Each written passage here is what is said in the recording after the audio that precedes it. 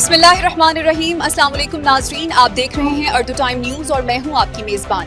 आइए बढ़ते हैं आज की अहम खबरों की जानिब। नाज़रीन, आज का आगाज करते हैं कराची से, जहां करोड़ों रुपए मालियत के कपड़ों की बड़ी चोरी बेनकाब हो गई है और पुलिस ने मुलजिम को गिरफ्तार कर लिया है। जबकि दूसरी जानिब शहर कायद शदीद गर्मी की लपेट में है और माहिरीन ने शहरियों को एहतियात बरतने की हिदायत की है। इधर माशी मैदान से अहम खबर, शराह सूद से मुतालिक एक बड़ा फैसला आज मुतवक्के है जो मुल्क की मईशत पर गहरे असरात डाल सकता है। ईसा नगरी वाकये में नया मोड़ सामने आया है, जहां मुबैना पुलिस मुकाबले की सीसीटीवी फुटेज मंजर आम पर आ गई है।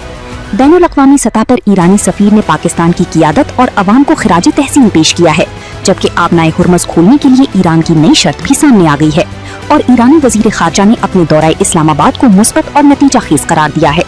दूसरी जानिब अमेरिका में फायरिंग के वाक़ये पर भारत में सियासी दर्जा हरारत बढ़ गया है, जबकि साबिक़ अमेरिकी सदर ट्रंप को दरपेश सिक्योरिटी खतरात और मुमकिन हमलों की तफसीलात भी सामने आई हैं।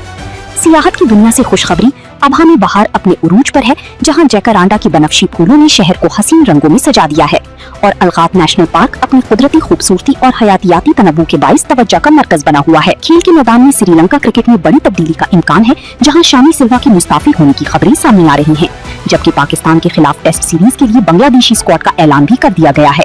शोबिज इंडस्ट्री से खबर, सीनियर अदाकारा बुशरा अंसारी ने फनकारों की तज़हीक को नाकाबिल कबूल करार देते हुए फिरदौस जमाल पर रद्द-ए-अमल दिया है।